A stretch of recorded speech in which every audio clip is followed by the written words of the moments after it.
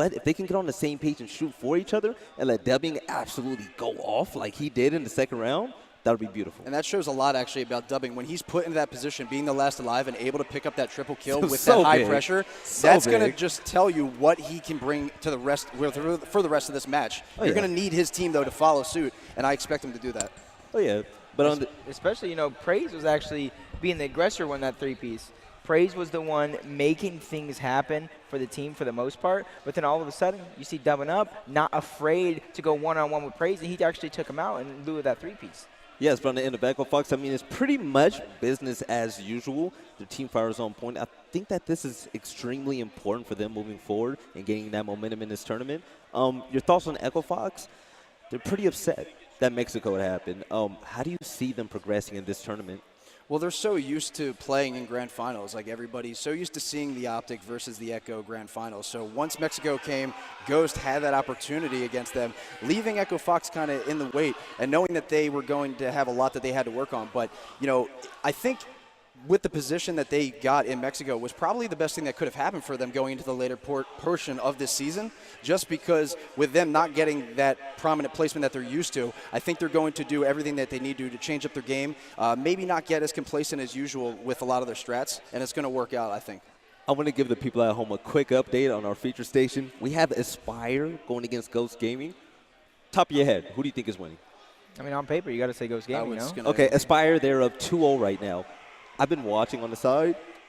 God plays 10 kills in the first round. He went 10-4. Also in the second round, Blast, 15 kills. How big is it that these teams show up to these lands and absolutely go off to make a name for themselves? I mean, that's really surprising, but at the same time, when you see a player like God plays, with him, as crazy as he is when it comes to slaying, it's something that you're going to see pretty much out of him, guaranteed, coming back and, really just, it's almost as like he never forgot anything, just like riding a bike. He picks up any weapon, he knows how to use it to his strong point, and it works out for his team, and I think they're really going to be able to carry that same momentum with them. So the funny thing about when we look at Aspire, they have a whole bunch of New York players, and okay, we make fun of them. They head down, they rush in wildly, but that play style with the right roster actually works. Blaze and I was saying it yesterday. This team is scary as hell. PR, what do you have to say about this Aspire roster? I mean, they've always been scary, like I've said, from Team Gates. Like, it doesn't surprise me that they're here. That's why I'm not going to mention them too much as opposed to, like, Mind Freak, who comes from Australia, or they have Choose Esports. But this team, I was actually watching them play a little bit yesterday, and they were getting hyped. They were getting in your faces. And I got to say, like you were talking about, that God plays in Blast duo that's beginning to form. It's going to be a force to be reckoned with as long as they can continue it on. As you see, Ghost Gaming just stopped the domination that was pressured by Aspire. If you're Ghost Gaming, you're down 0-2 right now because the team that's as furious as this, what do? You just got to go back to basics, play your fundamental Gears of War and just play like that way. Right now, you possibly feel that Ghost Gaming could possibly be sleeping on Aspire, probably don't really have respect for them coming out of the open bracket, so they thought they were going to steamroll them, and just look at that, the tables have turned. There's 3 members are already down for Ghost Gaming. And see, that's another point, they have to just keep playing their exact same game that they've been playing. A lot of teams have to do that once they have their strategies so perfected, because once they start losing, once things really go out of whack for teams, a player might try to be more aggressive in a situation where they shouldn't be. You might have a little bit more of a desperation coming out. But that's what you have to just stay mindful, knowing no matter what the score is, worry about the current round and just keep playing your game. But if you're Ghost Gaming and you know that you're you're arguably a top 2 team, do you think that teams on that level will overlook teams such as Aspire and, Sticky Bandits and whatnot?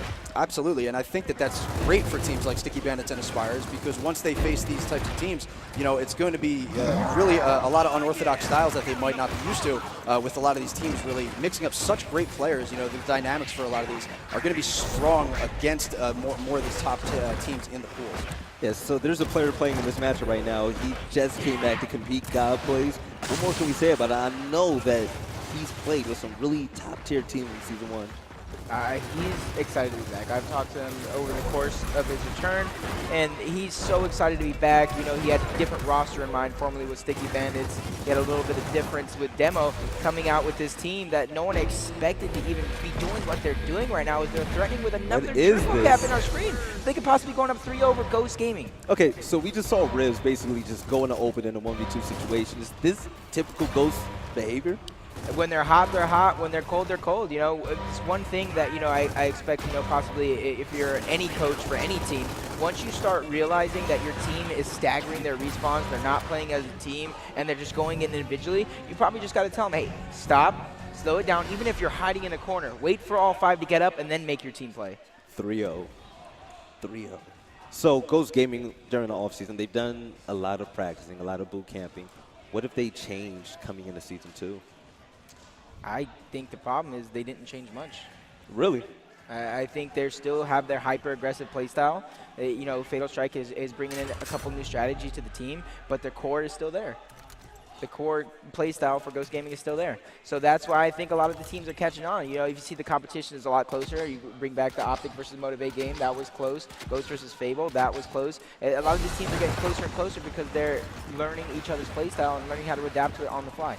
Yeah, I spoke to Fatal Strikes yesterday, and definitely a lot of great ideas, a lot of really genius plays that he has been utilizing and bringing into his team for all the boot camps, for all their practices and scrims, and it's really showing a lot of, you know, really how that's adapting for the squad. But right now, as you can see, Spire coming in, just throwing a wretch and everything. They're tearing them up, and not just these initial fights, but they're winning all these power weapon fights. They're already up with 3-0, and now looking like they're going to get another trip cap right now. This is absolutely unbelievable. Not like this. And I don't know I could be confident in saying anybody really expected this. This is the game right now. Okay, off of initial, Aspire immediately, you know, they pressure Ghost Gaming. It's like Ghost Gaming never has a chance. I'm looking over at him right now. Everyone on Aspire is almost standing up. Let's go. Letting Ghost Gaming know that you shouldn't have slept on us because we're going to wake you up right now. They might as well play the rest of the game all standing up at this point because they are getting hyped up over there right now with this 4-0 lead. This is absolutely incredible for them to come into Saturday, start off so early on, so hot. It's really going to have a lot of teams trying to think like, man, I don't know if we're going to have to cross their paths. What do we have to do differently? I mean, this is beautiful. When you look at teams come into events that they don't place top 8. I mean, they go against teams such as Ghost Gaming, Echo Fox Optic, and they actually put on the show. That's big because you never know when you can go to an event and your team's going to go off. That's why I stress to people. Go to events. Make a name for yourself. My first event, I played with our analyst, Immortal Swan. We got, what, 18 players? 18 players?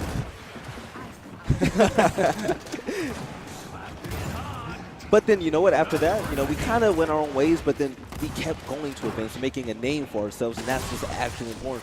You never know what's going to happen at LAN. Yeah.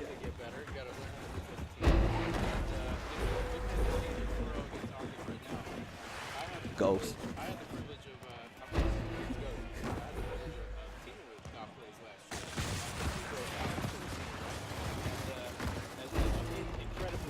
I saw the passion and the drive from it, and although you know, it gave me a few gray hairs along the way, he has the capability of becoming a leader in the scene.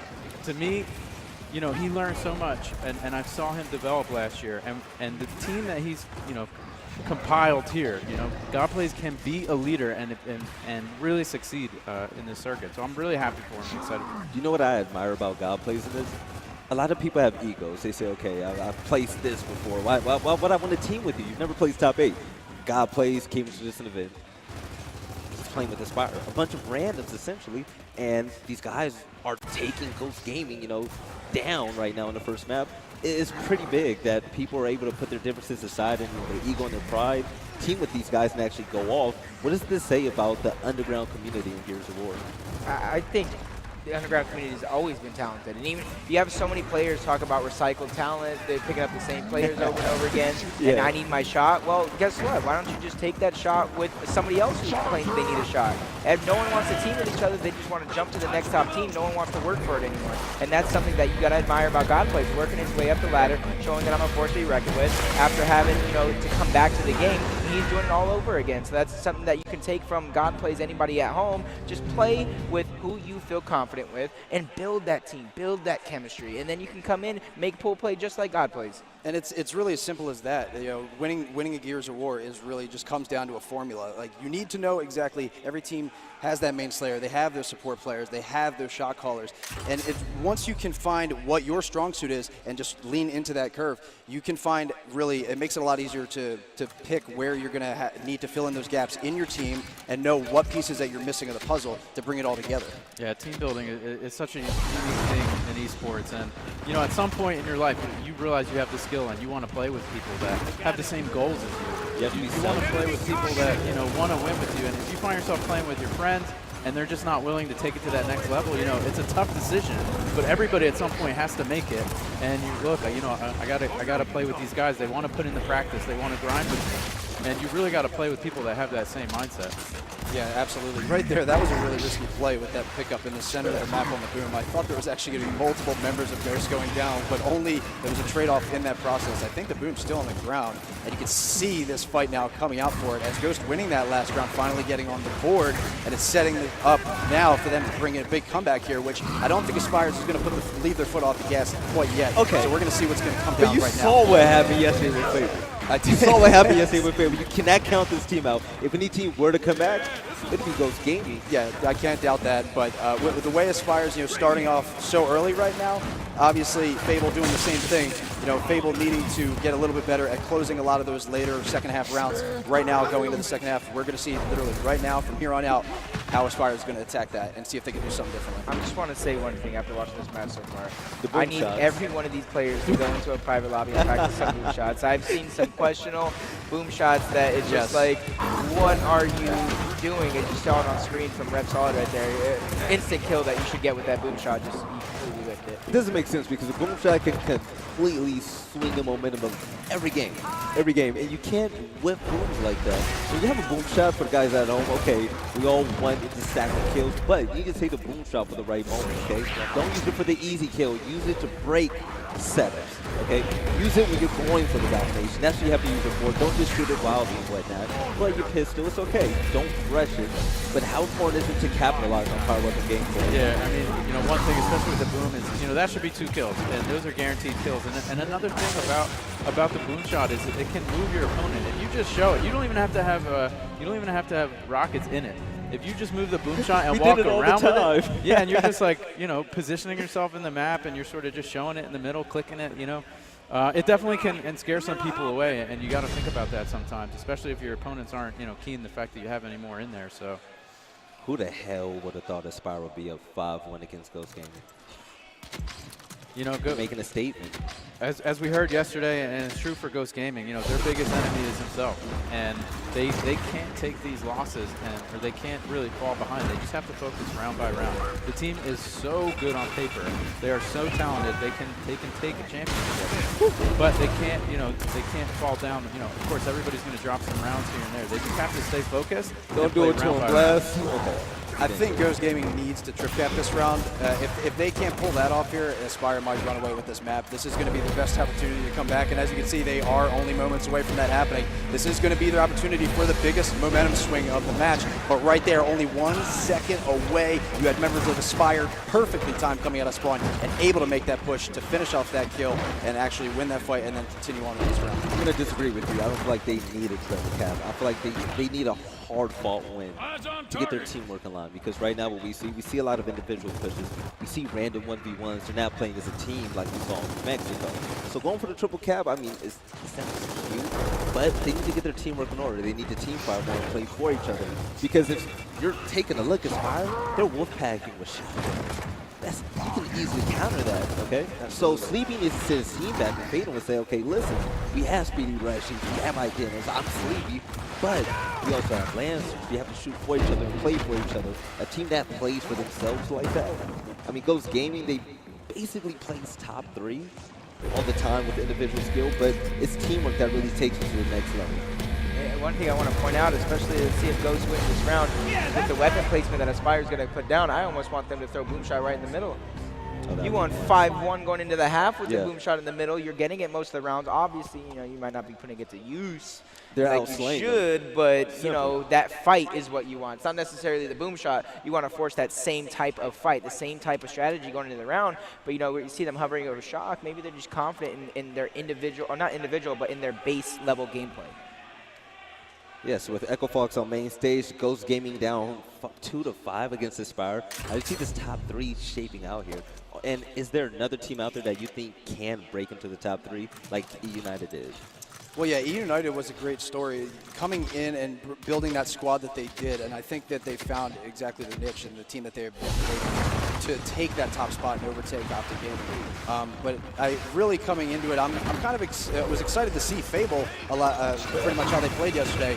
And I know with the way that they played, a lot of people might be speaking up more about some team, maybe like Supremacy in the EU, maybe being that new top team. But I think it's way too early to say something like that. Right here, it's going to be just more of these heavy, intense gunfights today that you're going to see way more than yesterday. I think the aggressive plays are really going to start coming out of the woodwork.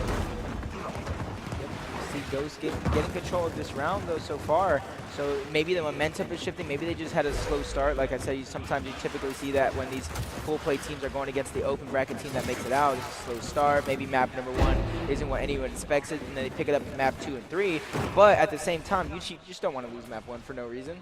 You don't want to fall into a hole early on in the map for no reason. It's just something like that where you just need to pick it up from the beginning and don't allow yourself to fall into a hole. Because if you pick it up too late into the game, all they might need to win is one, as you can see, 2 rounds, and then it's over.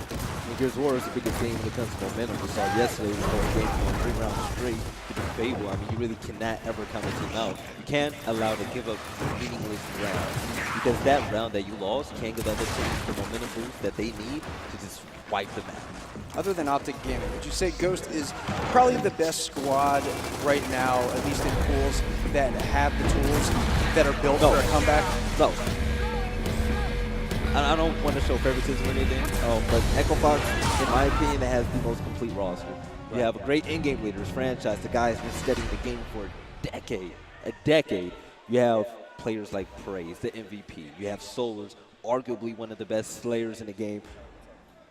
Their whole roster makes sense, and they're team-oriented. So when you have a bunch of slayers that shoot for each other and play for each other, and they understand the game in a textbook manner, to me, their team makes the most sense. And if you ask me, I mean, their team makes more sense than Optic. It all comes back to that formula. You need the shot caller. You need somebody that specializes with the power weapons. You need those support players in the right areas. And also with support players, the best thing about, well, the best support players know where they need to be at all times, and they really don't have to worry about much direction from their team. So that's really the best thing that you need to worry about when you're looking for somebody to fill that role on your squad. What you know about Ghost Gaming, I was talking to Sleepy this morning, and they understand what they have to do in order to improve. Okay, they understand they have to team fight. They understand that they're not there yet at the top. They're still fighting for it. They don't feel like anything is given to them. Right now, Aspire is 1 round away from winning.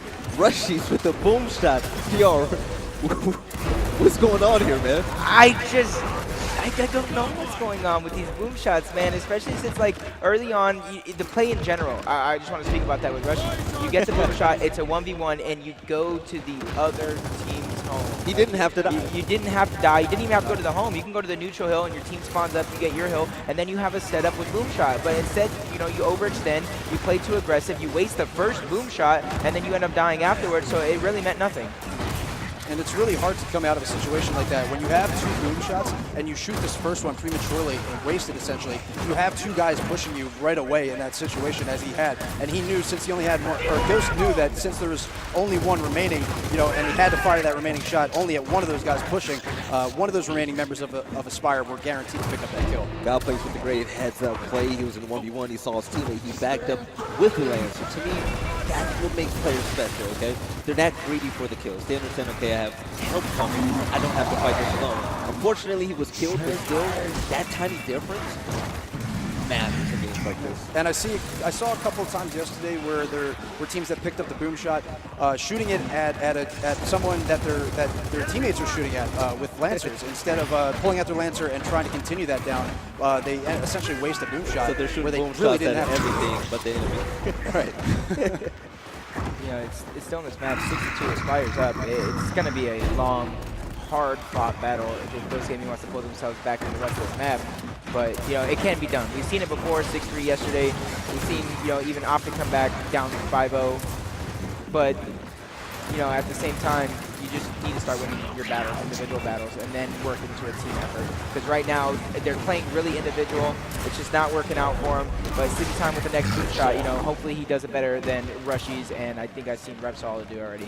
See that right there? They're in a 2v2 situation that turned into ultimately a 2v1. Speedy and his teammate, they didn't capitalize on that. They were still split. So that's where the breakdown of communication comes into play. When you see that, especially if you're a veteran player or a leader or one of the best players in the game, you have to call that out, okay? Listen, let's focus on the guy at home hill. Let's bang him out. Let's pull out our support weapons, get wide, get rid of that kill, and then handle the next 2v1. That's a difference when it comes to the top 3, the top 2. Optic, they play that well. Echo Fox, more than often, you'll see them always go wide with a support weapon.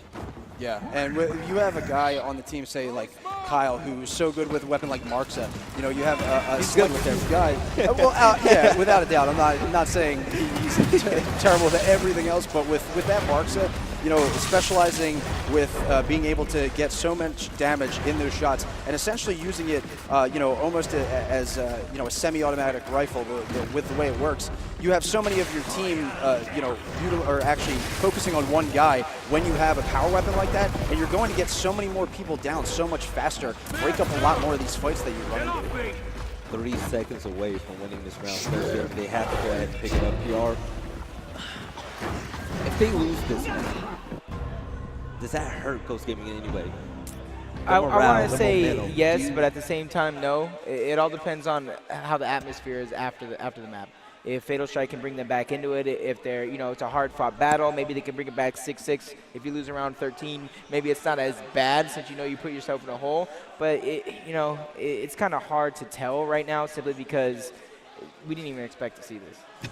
You know, and if this ends up if going into Ghost's favor the next few rounds, that actually might be if they can't finish off that final round, that actually might be Aspire's best chance to win this, because the way they started so hot, winning those fights so fast, all they have to do is come out in that round 13, do that one more time, and they have it wrapped up.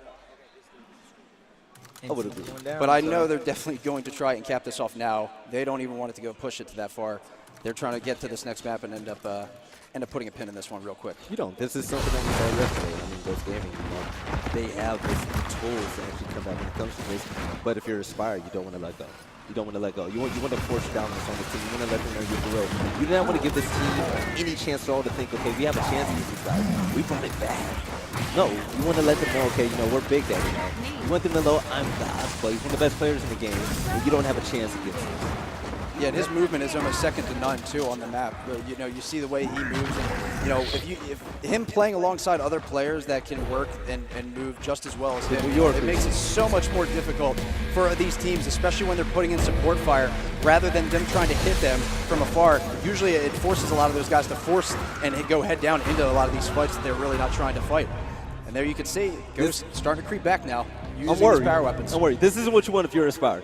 At all. We're talking about what happens if, like, Ghost loses this map, right? You're up 6-2. What happens to Aspire if you lose this map? What kind of deflating does that do to your momentum? It'll be a 2-0. It'll be a 2-0. Because when you're a team and you're going against, you know, a titan like Ghost Gaming, and they come back and beat you like that, I mean, that's going to break your heart. That's a really nice drop right there. But that'll break your heart. It'll be hard to fight back from that. Because you know what you're going to start doing if you're a younger team? You're going to start pointing fingers. You're going to doubt yourself and your team. You're going to say, how did we allow this to happen? Yeah, and when they get this close, or if they're even able to get a map on a team like Ghost, then they have that in them where they say, hey, you know we can beat them. We can beat these caliber teams. So when they end up not winning the match overall and, say, losing the next 2 matches, for example, if that happened, then you would end up wondering, you know, we do have the formula that we do need to beat teams like this, but what are those remaining keys that we're missing? You know, is it really a one person that we have to focus on, or is it a team effort? And in a lot of these moments, I think it's going to be everybody that has to pull their weight. That was a huge battle right there. His boom shot still there. a boom shot in the hands of Blast right now. Indeed. He has an opportunity to take over the rest of this round and possibly close it out. He just needs that good the teamwork. He needs the call out from his team. You see Ribs right there. Ice statue, Blast, trying to sneak up. Is he going to waste the boom shot? Especially not that close. Great play, heads up play. Normally we see teams, kind of kill themselves. And this could be another kill on Identiv. What is Identiv going to be able to do? And he does a great play. Identiv should have died right there. No problem, but Blast killing himself and Identiv, but God plays luckily able to pick up that next boom shot. So this round is actually close, especially since drop shot is also in the hands of Active. They have 3 drop shots, 1 boom shot. I don't expect them to lose this round. Yeah, when they actually got possession of the boom shot, they had every member alive on their team, which gave them a great opportunity to rotate, get in position, get ready with that power weapon anywhere they needed to go. And right there you saw, he knew he had his teammates right nearby. Desperation move, knew he was going to get the kill. They were going to pick it up and get the remaining shot. Isn't that over there? If you take a look at the overhead map, Ghost Gaming, they're set up for the next boom shot. Okay, they're setting themselves up for the next power play, and you gotta keep an eye on that. You gotta push them out of that, because if Ghost Gaming can actually stall it long enough to pick up the next boom shot, it might be looking slow for a start. Yeah, and you have them setting up, like you said, waiting for that boom shot. Once they grabbed it, they rotated towards the top side of the map, so they really are going to have positioning really well. You can see going for that long drop shot, Active somehow just barely missing that, just carrying him out of that position, but knowing that he has the angle and the top side of the map ready to dominate anybody that's going to pop out Never right now. in my life did I think about using that play, but you see Ford dead. Ribs trying to do what he can. Ribs is going to be the one who need to get the touch. If Ribs dies without getting a touch, they will lose, but luckily he does get that touch. Taken out right after, so there's going to be a brawl right here, and it does look like Ghost Gaming is going to be able to hang on just a little bit longer. And Blast taking out Speedy, and he drops 40 kills right now, and they're starting with a triple cap against Sleepy Time. Take it out. Rushy's the last member alive. He does get the touch, but is he going to be able to stay alive? No, he is not. 5 dead for Ghost Gaming. 7-4 Aspire. Take map number 1. 42 kills, 16 down. Who is this guy? Blast going absolutely off. Map 1, 7-4 Aspire. Did anybody ever expect this? Absolutely not. I'm speechless from watching how this game turned out, and I'm really happy to see Aspire. You know, like we were talking about God Plays at being as insane as he is on the sticks. His team clearly picked up the rest of the weight. You know, there was really nobody that really hung back a little bit. Everybody did what needed to be done there. They executed perfectly, and they really swept the floor with them right there. You know what this is reminding me of? The 88 Chambers from Dallas. Oh. They got top 6, beating E United, beating so many teams nobody expected them to beat along the way. And this is looking like it's going to be, I know it's just pool play, so, let's not jump the horse. No. Don't let that out the way, okay? They won. That's what matters. They won map 1. You make a statement, pool play or not, as long as you win the games like this, it means everything to you. No, and to be honest, I think Ghost Gaming gave them these fights that they shouldn't have. Like, Aspire's going to be a team that's going to come out and want to fight. They have such raw power on their team that they can win these gunfights. You need to outsmart a team like this. They're not afraid to fight Ghost Gaming. Ghost Gaming incredibly skilled, but these guys aren't afraid. God Plays leading this team, said, yo, fight, force it, let's go. Ghost Gaming needs to do a better job of just playing to their skills and their strengths, because they're a really smart team and they've been playing together longer. But I'm pretty upset, as PR and I spoke about earlier, Ghost Gaming, I mean, they're also built on individual talent. But when you look at what happened first map, Ribs was out of place, something you don't see from Ribs often. You saw missed boom shots from players like Rushies. Those are opportunities that you have to capitalize on. You have to play together as a team and capitalize situations when you have power weapons in play. So if you're Ghost Gaming, what are you doing map 2 to actually bring this back? Honestly, you just need to forget map 1 ever happened. I always tell people you need to win 2 maps regardless, right? Back in the day it was 3, but you need to win 2 maps regardless. Okay, they won map number 1, but okay, you still need to win 2 maps. So just close out these next 2 maps and then you close out the game. But on the flip side, Aspire, they're impressive right now. They're impressing me. Yeah, so if you're Blast, God Plays, Rep Solid, anybody on that team, what are you telling yourself to keep a cool head and win the second map?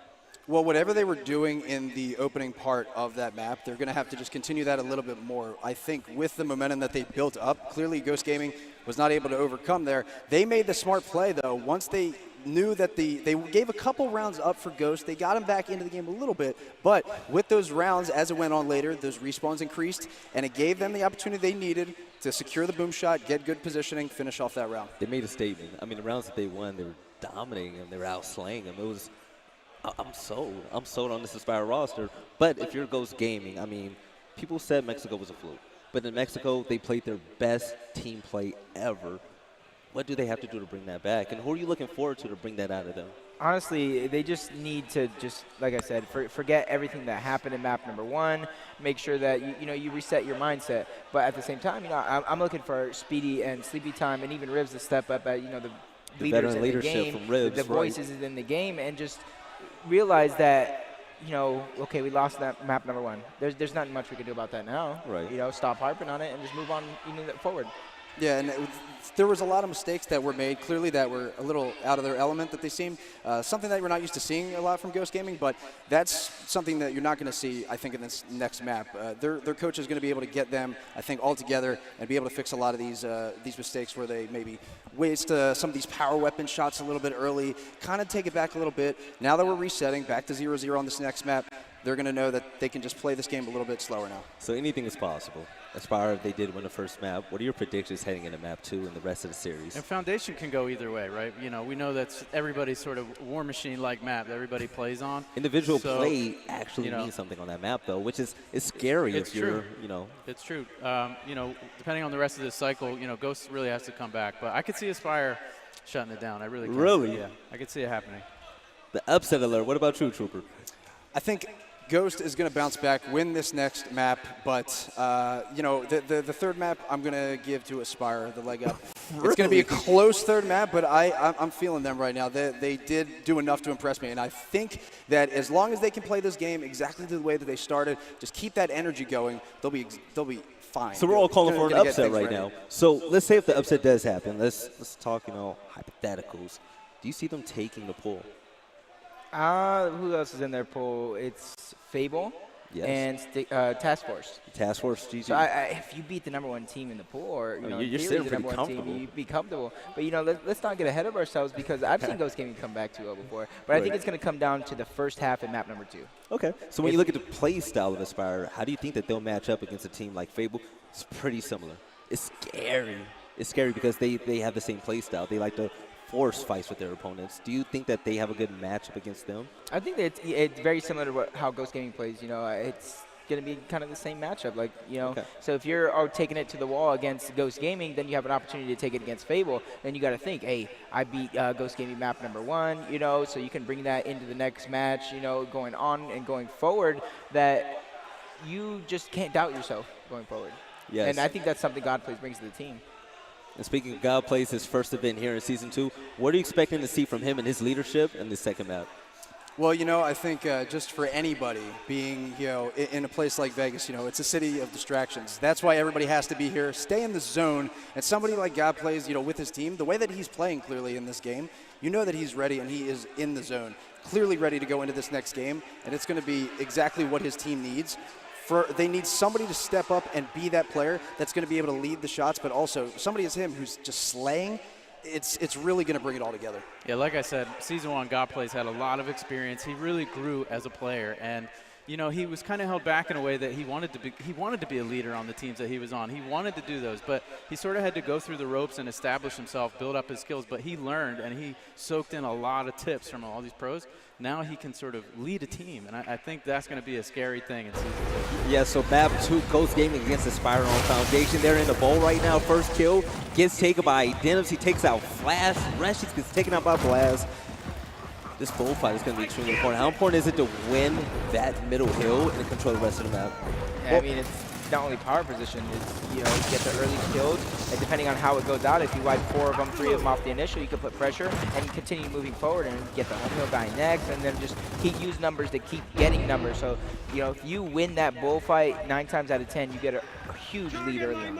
And you can tell a lot of the teams that are playing on this map how confident they are in that fight, because if they lose, say, the opening round, a lot of teams, I do notice a favorite strategy might be putting a block at the hill. Because if they do happen to lose possession of that hill, you only lost positioning of the map for a short while. You didn't also lose something as important as a power weapon that's going to control farther points of the map and maybe push you back into your spawn.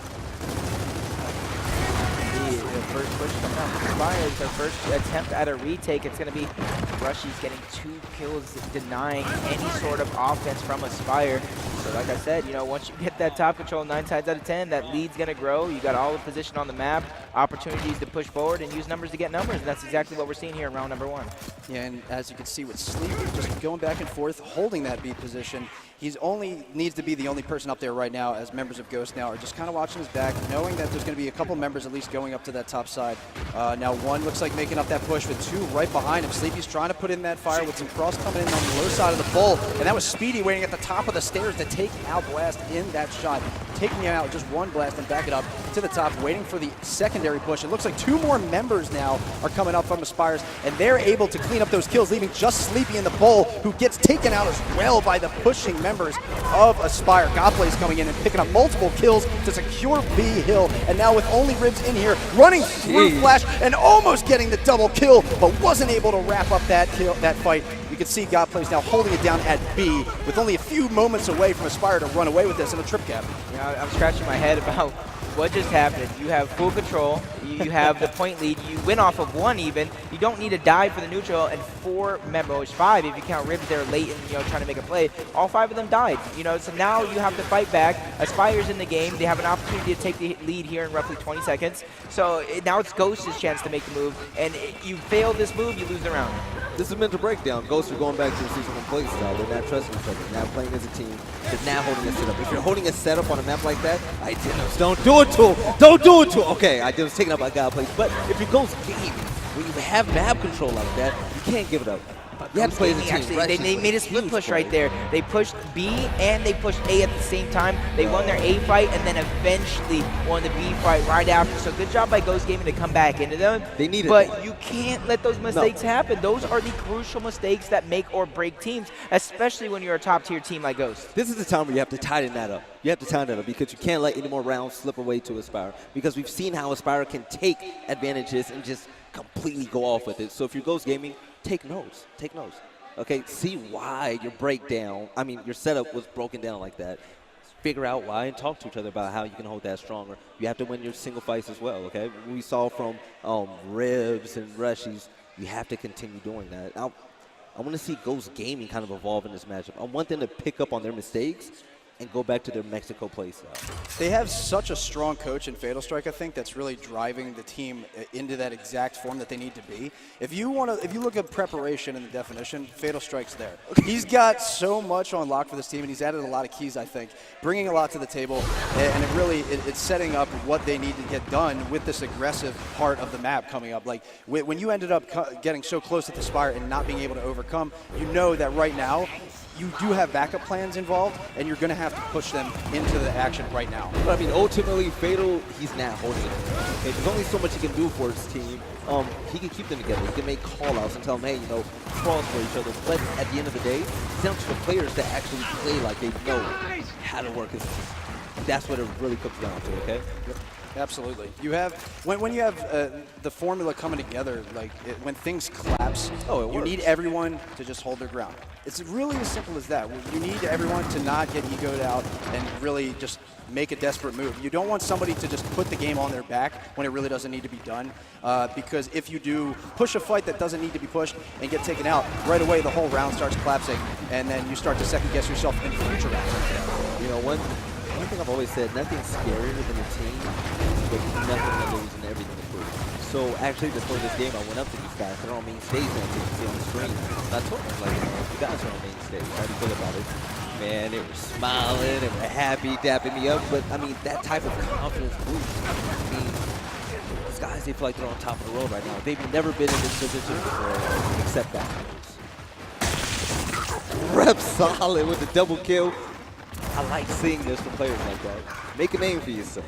Hey, he's been around for a while, so it's finally good to see, like I said before, once you just get that ego out of the way and you start playing with those players that everyone claims need a chance, and you just form a team, you just be selfless, things like this can happen. And Repsolid's been at it for a while, so it's finally paying off for him. So anybody out there looking to make a team, just play with who you want to play with.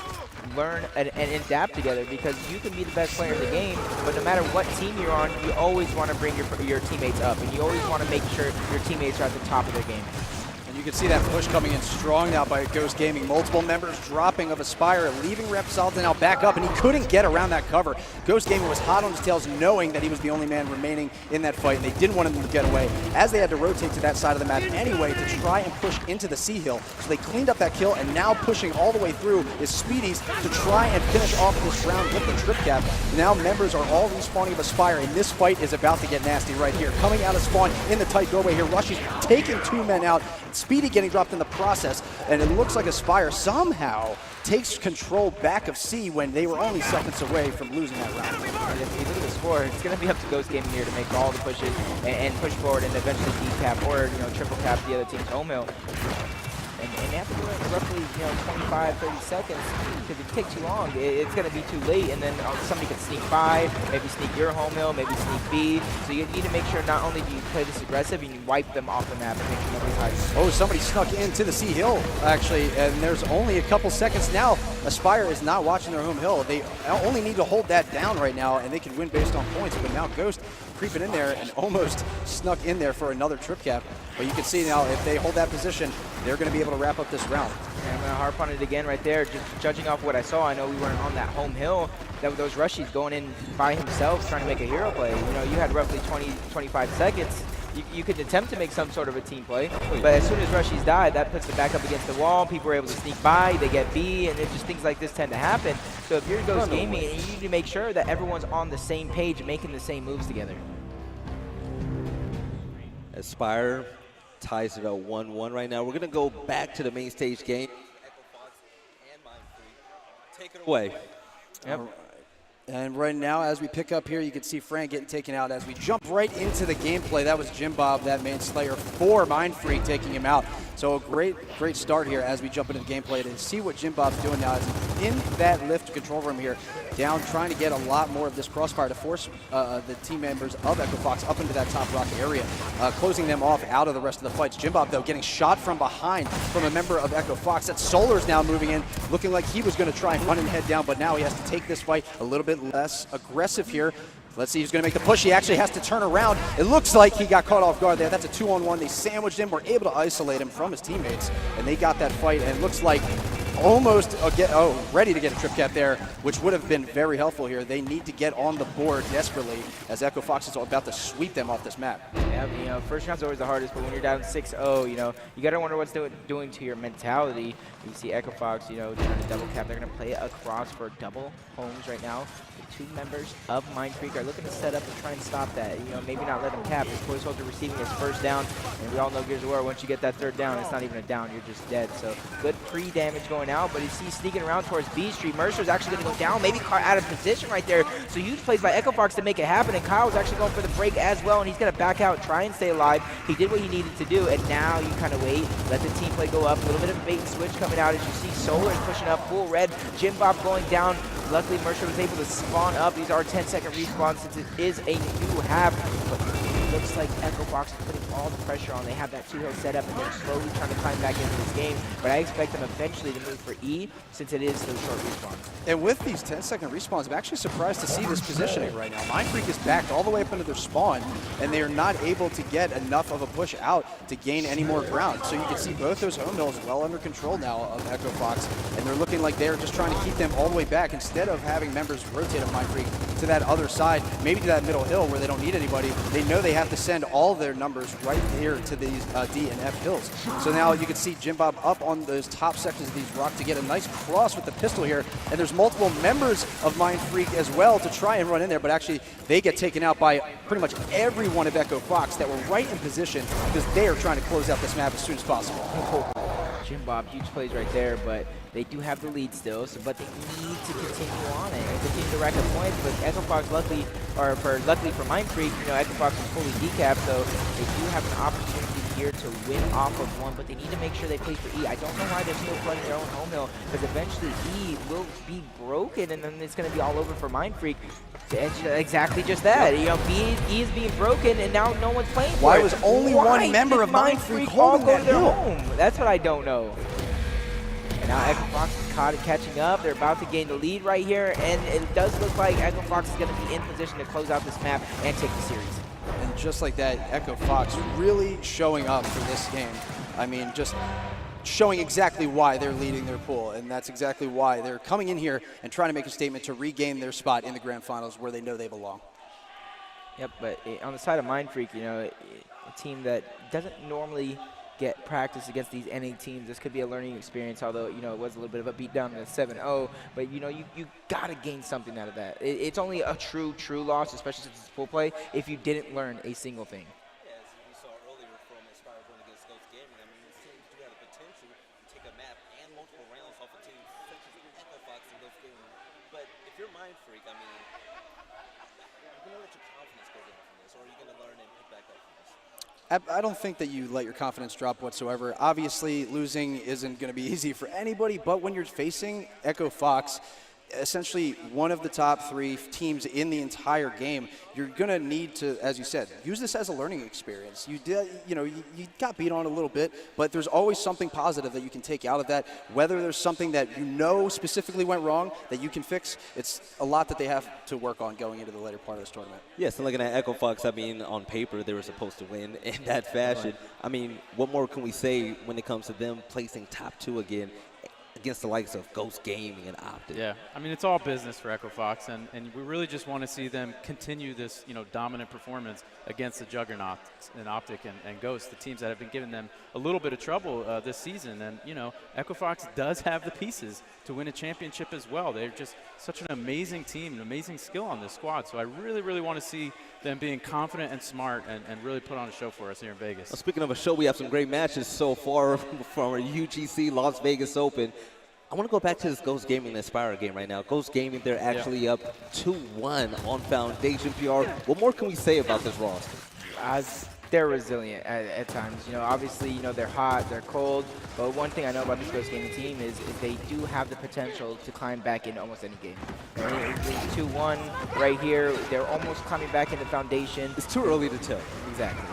If you're playing Aspire, you're playing to win right now, but you also don't have to do as much, if that makes sense. You have that already, that one map lead over Ghost. Let them make those plays that they need to make, because you're in such a good position. You're in the driver's seat for the rest of this game. I think they're in a great position to dictate the rest of the momentum for this, if they can stay in the zone. I want to talk about what we just saw on the stairs right there. Break it down. I think it was Rushy's holding the top, or it was Speedy, but the Wolfpack in Gears of War 4, man. I just saw 4 people, 4 Locusts, 4 Swarm members coming out from Aspire and just swarming those steps. And that is how that team is going to beat you. They are going to push together, and if you give it to them, if you let them have that sort of number advantage, you're going to let them steal some rounds. You got to run from this. So you know what I see from a lot of AM teams and pro teams when they're trying to break the setup? They run in one by one. They try to get one kill at a time. Is that essentially the best way to go for it, or should they capitalize on this Wolfpack mentality? Gears of War is such a numbers game, and in Gears of War 4, the fact that you can have teammates, you have 5 people, and you can really work together. Of course, there's going to be those chances that you got to fight that 1v1 and try and for the bread and take the hill, or force a decap or something like that. But as we talk about the shotgun and pistol players and how to be an all-around player in Gears 4, I think in this game the roles start to diminish a little bit. Yeah, you have a role coming out of spawn, right? You got your support player off the bat. You got your man that wants to up A everything and get into the smoke fest. But everybody needs to pull out their pistol and shoot for each other. If you can land, if you can brick somebody with the Nasher, but you have that one player that's dumping a full clip of pistol ammo, you're going to get that down, and that's going to make the difference of a teammate that has a team that has 2 Nashers. If you have a 2v2 and a man has a pistol and a Nasher, to me that team's going to win out. That's ideal. 2v2 Nashers. Of course, you got to switch over, but that's something that you can do in the Wolfpack, and sort of that 4th man or that back man, have the support weapon out and then flip to it. Flip to the Nasher. Yeah, that's something I've always said, even dating back to Gears 2, Gears 3. If you could start a fight, and I use percentages now because that's what we use now, but if you could start a fight 100% to 80% every single time, exactly. You land that first brick, that's a down, that's a chunk, that's just something a little bit easier, and that's something that a lot of teams don't necessarily think of it that way. Right. But, if you break it down like that, if I'm consistently, with an active, a good shot is typically 80%. Exactly, yeah. And so, 80% is a down if you have 20% damage from your team crossing them. Everybody wants to see the blood and guts everywhere, right? Everybody wants to get that satisfying match, but you got to play for each other. You really got to work together, and the numbers don't lie, man. If you have that support fire coming out in a shotgun fight, you know, you're likely going to win that. One thing that a lot of people don't talk about, a lot of teams don't, you know, execute well. So if we look at this right now, the B hill, the bowl, I mean, it's pretty hard to capture. If you're having trouble taking that over, what about the double hill setup, double home hill setup? Like, what about strats like that? Is that vital in games like this when you're having trouble breaking hills? I think you need to have a home strat in your playbook. I think it's critical that even knowing when to adapt, when to throw it in. And a lot of times, you know, when I was competing on the circuit, we would sort of already identify the rounds that we were going to throw a trick strat in, just so everybody was on the same page, so the comms were clean during that, like, round 3. Say, hey, round 2 and round 5, we're going to play for homes. And what we're going to do on those rounds is have a dedicated strat where we're pushing for their homes. We can throw smoke screens and pretend like we're doing the base. But even if that, you know, you can play for homes and then completely move your team to the neutral hill. And that's a lot of the things about home. Yeah, you play for homes initially, you draw their resources back home to defend it, then you leave and you go play for the normal A and B setup. And you know, you can do that a lot. Most of these maps, you can literally work that into your base strat. You're such a nerd. Absolutely nerd out. I remember back at Gears of War 3, I remember standing behind the Raw Talent Huddle. You had your iPad out, drawing up all the strats. Exactly what he said. Round 1, 2, 3, 4. The first 4 rounds, you already had them planned out. Immortal Spawn did that before the first ever Gears did. I'll never forget. I went to my first LAN ever. We was running like a subway or something. My first time in like New York.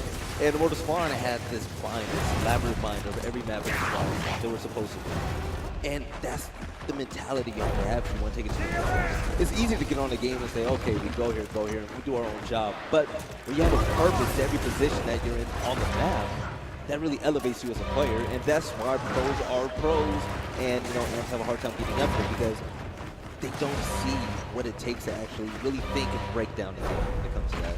It's more than just getting kills. It's all about rotation, strats, and numbers.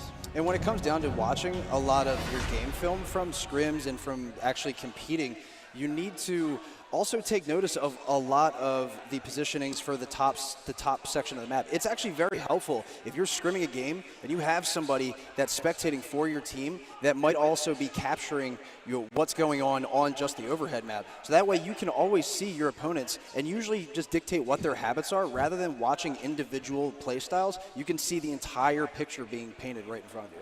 And more times than not, you see players take the same routes time and time again. Even if it's individual to that certain player taking a certain route, you're going to see the pattern. You're going to see stuff. So like whether you hope, like you said, overhead map, maybe a ghost cam view, something like that to capture, you know, these patterns and things like that. That could be a big help for teams because like you'll know in these 180 rounds where you got to make those quick moves. Oh, okay, I know where they're going to be. I know where they're going to come from. This is one thing I want to point out. So Aspire just lost that round against Ghost is winning out.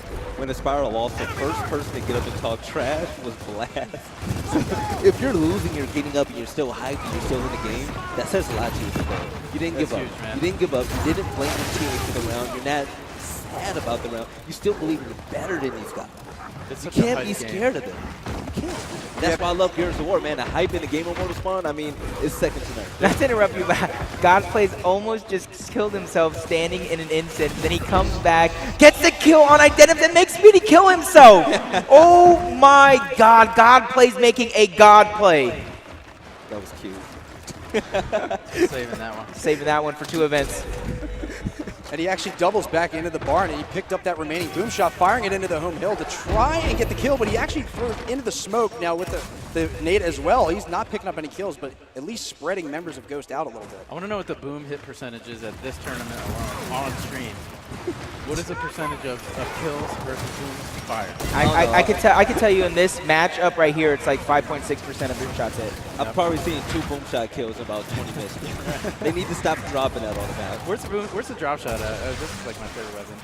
You know, seeing so many of these teams picking up the boom shot and then shooting that first shot right away, a lot of teams actually try to do something a little bit differently. Winning that first fight and getting the boom shot, you'll see a lot of teams back up instead and wait for the second wave of your opponents to come in to actually utilize it to keep them further out of the game. Yeah, because when you have the boom shot, other team fears it. When you get the boom shot, you're actually able to recollect as a team, regroup, and make a particular push because you're able to now because you have the best weapon in the game. And I feel like a lot of top teams capitalize on it, and a lot of other teams, they still need to learn to do that because once you grab it, it's kind of like another strat you can do on top of that. You almost have like this area around you where you are controlling that whole region. And if you position that boom player in certain areas of the map, you're gaining map control. So it's not that you just want to grab it and grab 2 kills like, hey, I got 2 kills with the boom, I did my job. No, that's a positioning weapon. You really want to use that. And remember, as soon as you pick it up, you know, you got the boom timer clicking. If you're able to control that boom and set up for the next boom with it as well, like it's such a utility weapon in addition to, you know, its raw power. If you're able to actually have control of a boom shot on a map, like Reclaim, for example, you know, like you said, you have such an area that you're controlling of the map.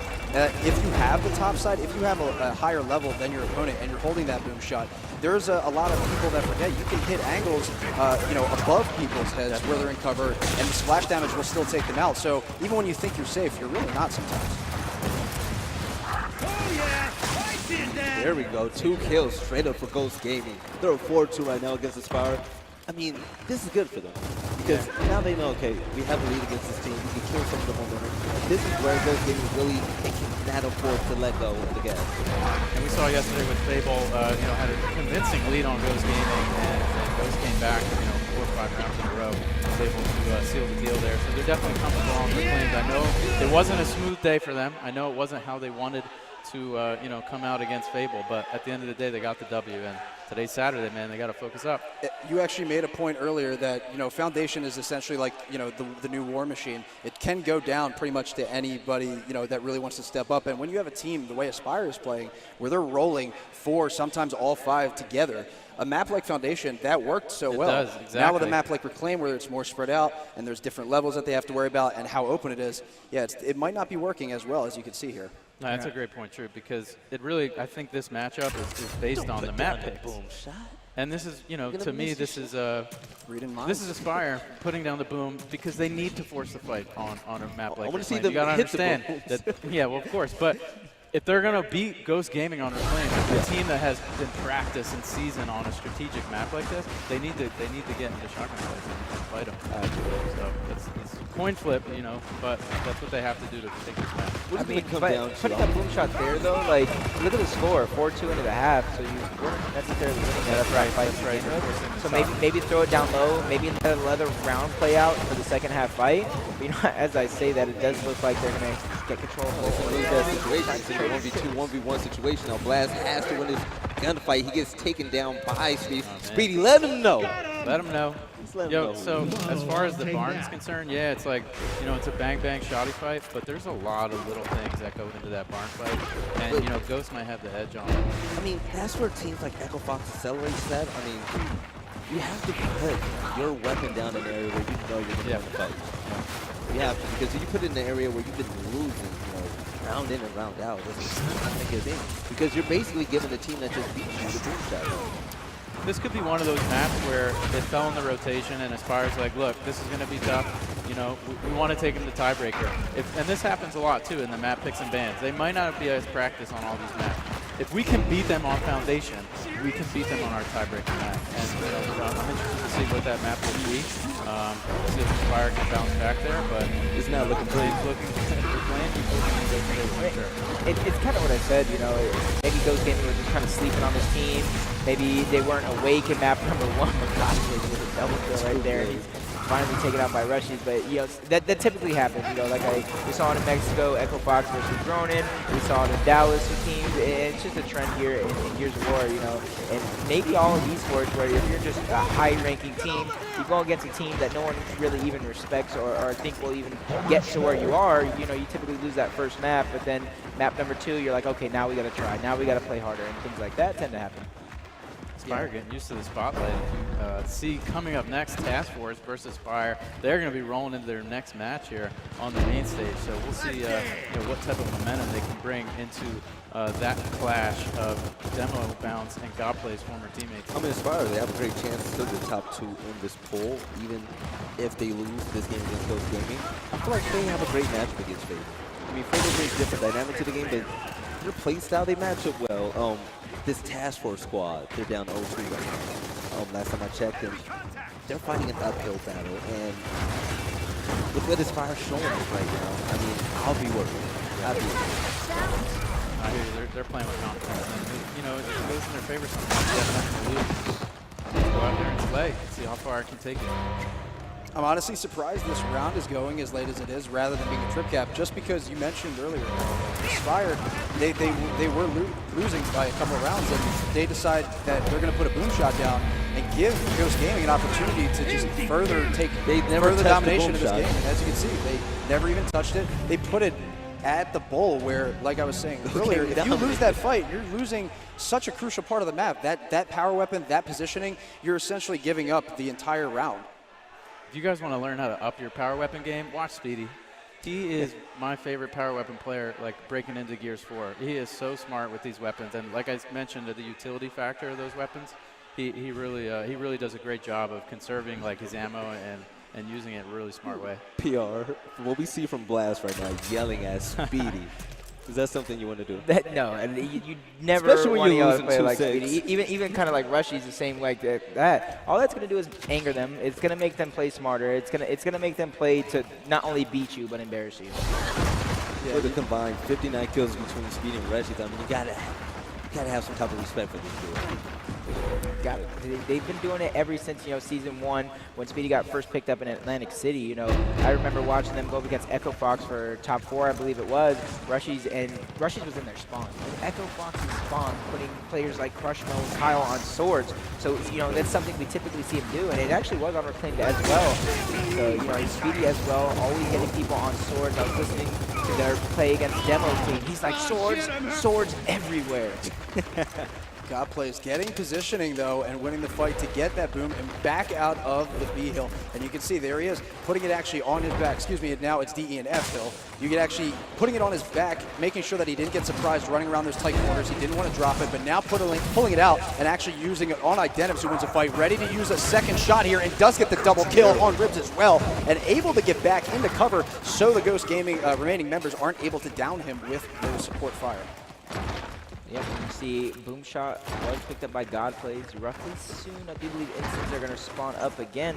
But the thing about where these weapons are placed, they take you away from the neutral hill position. So if you're going to go for any of these weapons, you need to make sure your team is set up to defend if they push randomly, or is set up to rotate if they start to push when they're man down.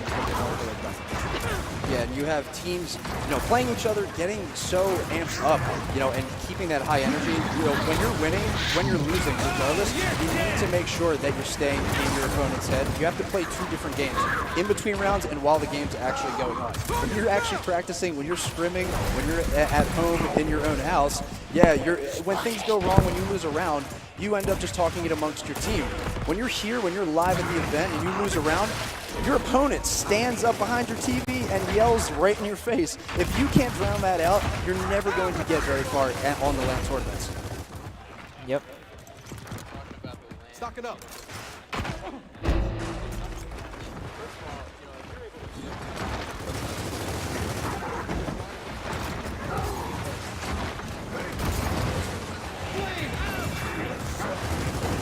Set up that way and really know exactly how you're going to be seated, and get the high fives out of the way, get the how we're going to do the fist bumps, and make sure you're comfortable with one another. Right. But the next thing to focus on at a live tournament is the trash talking between rounds and the composure and the technicalities. There's such a different experience, and you need to experience it live. You need to get out here and sort of get acclimated to that environment. It's the most passionate esports experience that you can have, and you can just see what's happening right now. I'm going to hear it. Okay, I'm just going to say it now. Okay, I've competed for a while. If you lose a map 2-7, you don't pop off. You sit down, humble yourself. Yeah, but the thing is, that is part of it. Drives them. It's a next level thing that they're doing right now. It's keeping the momentum, keeping the energy, because when you're winning rounds and when you're winning gunfights, your blood is flowing, right? It's satisfying. You're hype. Your team is doing really, really well. Yes. If you lose and you can keep that momentum and you can keep that energy, it's going to help you. It's the moment where you start to lose and you fall into the slumps and you're losing rounds, and that's where you're like, How do we bounce back from this?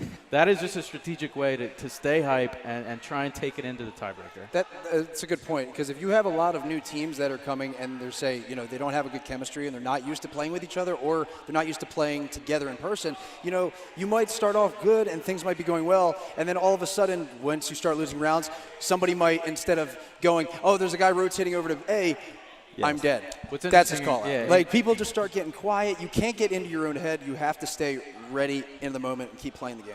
For like a resume in Gears of War, like trash talk is a legitimate requirement. You got to have somebody on the team that can get in your opponent's head, because it's a momentum thing. That's how we won games back in the day. You win, it wins you rounds sometimes. We won maps because of that. Yeah. When my teammates talking trash, that hypes me up. Even if I'm just sitting there quiet, you know what I mean? Even gotta have somebody. I did the trolley trash talk when I played, but I'm just sitting there quiet sometimes, letting somebody else trash talk. I'm just like, with a smile. So with Ghost Gaming winning map 2, the maps are tied now at 1-1. We're going to go to the tiebreaker map. Do your predictions still stand? I want to know what map it is, and that's really going to dictate it for me. If we see like a close quarter, let's talk about Lift. Like, I know both these teams will really, really like Lift, but to me, that can give Aspire a chance here, depending on how they play maintenance and that gunfight. If we play on Forge Blitz, for example, that's Ghost. I believe we're going to Forge Blitz. All right. Because when you look at Forge Blitz, the thing that's really going to matter is that you got to look for Speedy and Rushies up top of control room. Yeah. Because those guys, I mean, the best slaying duo in the game. Man. Exactly. I feel like that's their best area anywhere in any game, because they play together. So you're going to have to see Aspire send 2 of their best slayers against 2 of the other best slayers in the game. And I feel like that's going to actually choose who's going to win that game.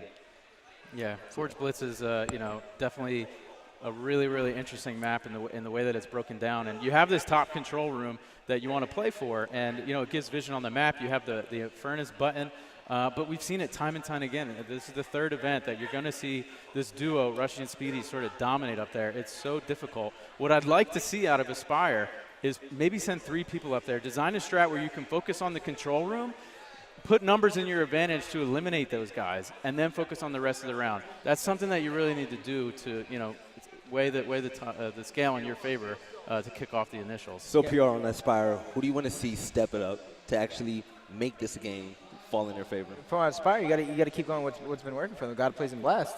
That duo that's beginning to form. Who would you send in the control room against Speedy and Rushies? God plays in Blast. There we go. The slaying duo. But at the same time, talking about like different strategies to counter that slaying duo up top of Rushies and Speedy, typically you just throw boom middle. Another body, nades middle. Well, I mean, if you throw a boom middle, that's going to force typically what we've seen from every team when a boom is middle, a 1v1 up top, 3v3 middle, and then a 1v1 towards that incinerator. It's how you do off the rotations, but I think that would be a legitimate strategy going into it. I feel like a big strategy that they're going to have to capitalize on if Aspire is unable to win a control room against Speedy and Rushies. I would like to see them block the power weapon in that area, because if you do that, you take something away from Ghost Gaming that a lot of teams don't do often. Because if Ghost Gaming actually gets a sniper or an M-bar up there, it's going to be over. So you're going to have to learn to capitalize on blocking that power weapon drop, and I feel like that will take it to the next level for Aspire. I look forward to God plays making adjustments like that in game. Yeah, that's the beauty of escalation. You can really like dictate the fights and sort of control it that way with the different weapons. And being able to block up top, you're gonna bring the attention down low. They'll still fight for it, but you have to respect where the boom shot goes. Yes. But looking at Ghost Gaming, I mean, we talk a lot about Speedy and Rushies, but Ribs plays extremely well on this map. What does he do so well for this team on Forge Blitz? He just knows how to facilitate that other side of the map. He knows how to call for help when needed from, it's typically Identims or Sleepy Time playing that middle that are going to rotate over. And he just does a good job of wasting time. If his team loses that fight, he knows how to get across to the other team's home hill, draw that round out just a little bit longer. And that's something I expect from Ribs. But at the same time, I've seen him put up numbers on that side of the map against some of your top-tier talent. The map has been over for about 5 to 10 minutes now, and they're still talking trash, waiting to get into the next game. This is going to be a fire tiebreaker map. I'm really excited. I feel like this is going to set the tone for the rest of the event. If Ghost Gaming is unable to pull this out, I feel like this can affect them in the long run. And also, we might see Aspire make a huge run in the winner's bracket. I mean, we've seen it time in and time out. Fable, their story in Mexico. You don't want to allow a team to catch fire in pool play and carry it over to the championship bracket. Yeah, if Aspire takes this, we'll likely see them in the winner's champ bracket. But, we're highlighting Rushies and Speedies a lot. And the rest of the team with Sleepy, Identives, and Ribs, you know, Rushing Speedy they allow them to go into these positions to succeed and win these gunfights and work together. But it's the little things on a map like Forge Blitz that these guys are supporting. They're filling in the gaps. They're running to the opponent's home to sort of pull back their resources. And there's a lot of little things that go on here. And it's going to be amazing to watch. Yes, and while we're waiting for this tiebreaker map to load up, let's take a look at Rose Best going against the Gosu crew. Rose Best up 1-0 in maps, 3-2 in rounds. What are your thoughts on teams like Rose Best and the Gosu crew, an open bracket team that made pool play? Well, I think a team like Gosu Crew, with the way that the roster is stacked up now, they have so many good individual gunfight players that they really have a lot of different opportunities that they can go with any of their strategies. They can really mix it up with the way that this team has been compiled. I think these fights that they're going to be a little bit more important in maps where they're a lot less open and they have a lot more of these tighter advantages against their other teams if they know how to stick together and work as a team. This is going to be a true test for Rose Best, because when you look at the Gosu crew, the makeup of their roster, they have a lot of support players. They don't have that standout Slayer. Okay, so when you think about that, the importance of like them winning is that they use team fire strategy. If you're Rose Best, they lack all of that. Individually, they're gods. They're amazing. But Rose Best, this is actually going to make them better in this matchup because they have to learn to play as a team. Friday, we saw them struggle a little bit, but I feel like this is going to help them gain momentum and playing as a complete roster. Yeah, and you got to wonder, when you go into Friday, do you have your base strategies as a team? Everybody most likely is different. Do you set your strategies for the weekend? This is what we're going to do in the base of our games. We have an A strat, we have an E strat. If all fails, we have C. But you might have teams that say, hey, you know, there's a lot of eyes on us right now. We're playing on main stage. Maybe on our next couple games, we don't bring the same exact thing to the table, and we try to mix things up and throw our future opponents off. So one thing I want to say about this Gosu Crew team is, as a lot of people don't know, they were formerly world best at Las Vegas. This is almost the exact same roster, but instead of Kraz, it was Witchy, and they got top 6. Yes, Rose Best, they're now at 4-2, but let's go ahead and take a look at this tiebreaker game with Ghost Gaming against Aspire right now. It is 0-0, guys. This is going to be a very intense match. As we're looking, Rushy's still alive. I'm unsure what happened to control Tire. Well, it looks like Speedy established positioning up there, so I think they won the initial. Okay. Off the top. A little risky play right there. Usually want to see the crossfire coming down, but I do kind of like the way it turned out for him right now. Maybe Speedy can, not trade with the other player. It's kind of hard to control, but Rushy is actually playing it well. He's not going in for a chunk showing out. Plays for red back to him, and he actually gets the down on blast. And he's making a smart play right now, or I thought he was going to make the smart play to retreat and just let the guy live, but he got a little thirsty for that one. God Plays Rushy's ex-teammate, letting him know how it's done. I like to see this, okay? God Plays is making a statement right now, okay? He can come in here with any team and make noise. It's extremely important. It's true. You have a map, actually, though, with when Ghost is playing Aspire right now on Forge Blitz, I think. Actually, between these two teams, the preparation is going to be the most key aspect of this game, because this map has so many little things, as you said, that you have to worry about. One of them included is when you have a hill inside the incinerator, keep tabs on the timer of that button, just like you would a power weapon. You have to expect and know exactly when that's about to come up and be ready for that. Because if you're able to cap that mid-hill when it's incinerator, hit the button, you're keeping your opponents out for an additional 5 to 7 seconds, and they're not going to be able to make that push, especially if you're getting close to a trick shot. I know for a fact Fatal Strike times the Forge Blitz turns button. Yeah, I think it's around a 50-second timer. I think it burns for like 20 to 30 seconds, and then the rest of the time is for the button to come up. Oh, that's some real nerd fast. That's real nerdy. I love it here. But this going on. Ghost Gaming. See, this is what I like to see from Ghost Gaming, okay? This is what we spoke about, Trooper, okay? You got to get the high percentage Dancing with the stars right there. But you have to get the high percentage kill.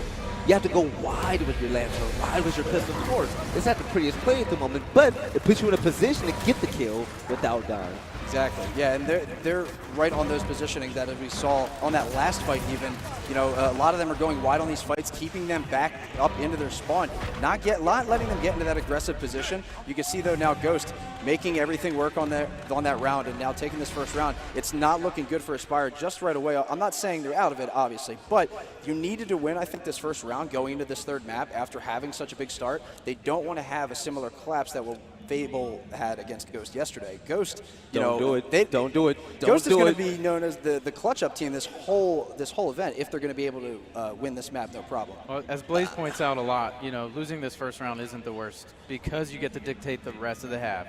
And, you know, this is Aspire's opportunity to dictate the rest of the half. And they're going to be blocking those. So that could have potentially been a bolt hawk for Identivs or some support weapon like that, which is pretty big. This is an open map. I understand that, but I mean, a Botok versus an M-Bar sniper. I mean, it's I kind of scary you. now. But, again, Aspire wanting to force the fights, confident in their shotguns.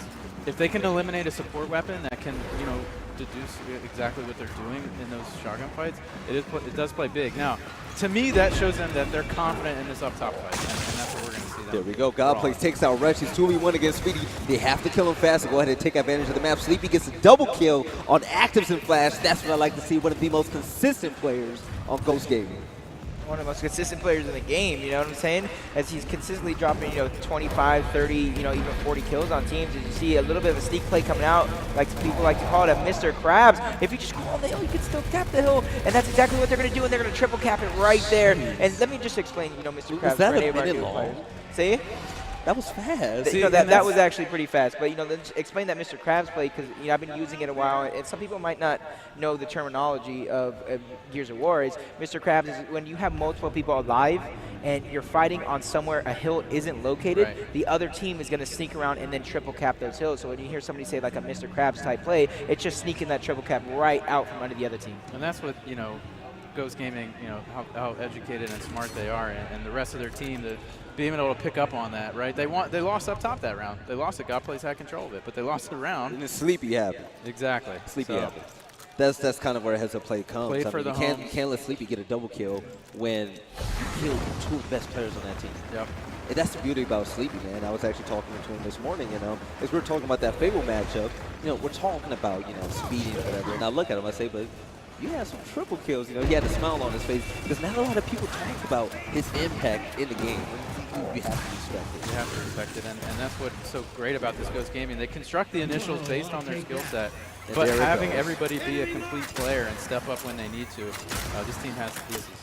This is what I was worried about. Speedy gets a double kill, has an M-bar. This is not a position you want to be on if you're on Aspire. No, this is the one map you don't want to be playing Ghost Gaming on Tiebreaker. Oh, and he hits you as soon as you're going for a sneak play like that. That's going to make it easy for a player like Rush to clean that one up, recap the hill, and bring themselves back into the match. But, you know, for either team, once you get the numbers advantage and these rounds continue to, you know, reach, you know, round 2, 3, 4, 5, you need to start making those offensive pushes, whether you're going for a triple cap or a pressure setup. That way you can re-slay them out if need be.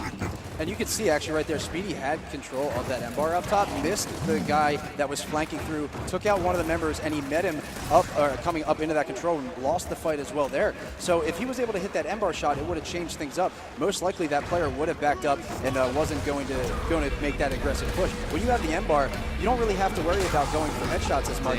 Since you have so many shots in your chamber coming out so fast, worry about body shots because you have your team right there that's only going to be able to finish in a couple more shots. That round was absolutely huge as the Spiral started out behind but still won the game. They're down 1-2 on the tiebreaker map. But PR, you know a little bit about strategy on this map. Okay, so now that Ghost Gaming, you know, they won that fight pretty convincingly. I mean, do you keep things the same? Do you throw a curveball and send 3 to control tower? What do you do if you're on Aspire right now? If you're on Aspire, you got to do the like you said, you can do the trick strategy, but with instants being placed in the middle, you can't really deviate from that unless you have a super trick strat. Because once you grab those instants from the team, if you send an extra guy up top, you could throw those instants up top. We've seen Shock do things like that yesterday when he embarked from bottom to top. And we actually picked up a kill with it. Those incense can, you know, if you're able to pick them up quickly, you can throw them up here and really, you know, move some people or delay the M-bar pickup. God plays the Blast going against Speedy and Rushy. So this fight is going to determine map control. God plays kids down. Blast gets the kill on Rushy, but Speedy finishes him off, and he gets the M-bar. Repsol is actually trying to push over and trying to catch Ribs on the rotation. He's going to be at full red, so now it's up to Ribs to try and clean that one up. He does get the down. He knows somebody else is shooting at him from behind, and Actives saving his teammate right there. They're going to threaten that home hill of Ghost Gaming. Identif doing what he can. He's going to take out one. You heard the sound coming out. They do have control of B as well. So now it's up to Ghost Gaming to make these pushes. But with Incense in the hand of, I do believe that is Flash, so it's going to be a push that it's not in their favor, but they have to make Oh my God, man. And there you go. He's still Speedy holding down up top with that M-bar. And right after Speedy picked up the double kill to secure that M-bar, we cut over to the C hill.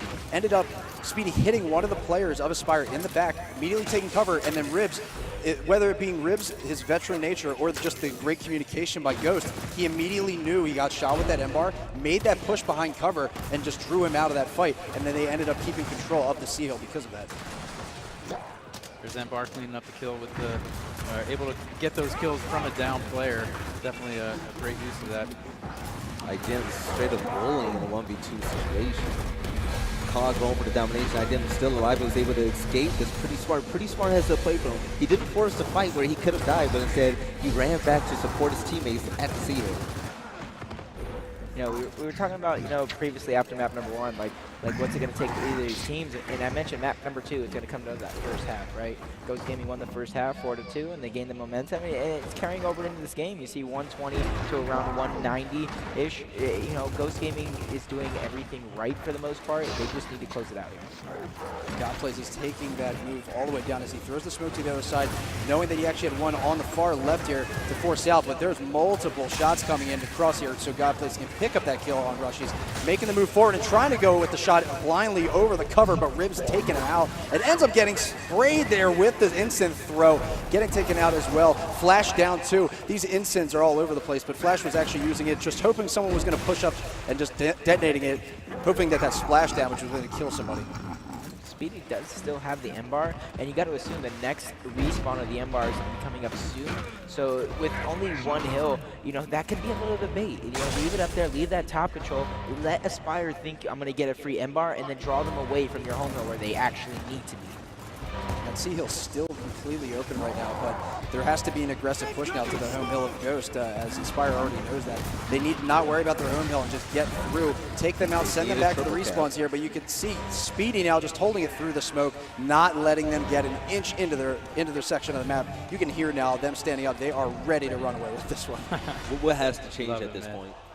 You know, it's a tough map that, you know, it's open, and they're going to be able to, Ghosts are going to be able to shut them down if they continue to fight in these open areas. I mean, if we're being completely honest, I mean, Aspire, they squeezed out that one round that they actually won. But, I mean, it should be 4-0 in Ghost's favor. But if you're Aspire, I mean, you're losing the initial on the most important part of the map. You're losing the initial to win a power weapon.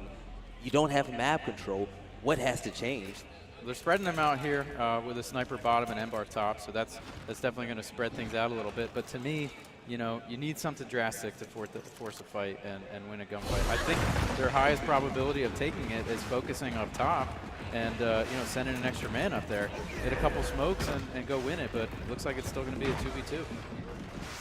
And I actually would expect to see if Ghost might lose one of these upcoming rounds to maybe put a block down over one of those current snipers and maybe drop the boom shot instead to try and utilize the aggressiveness of that weapon to finish this off. But you can see now the top fight being actually dominated right now by Ghost.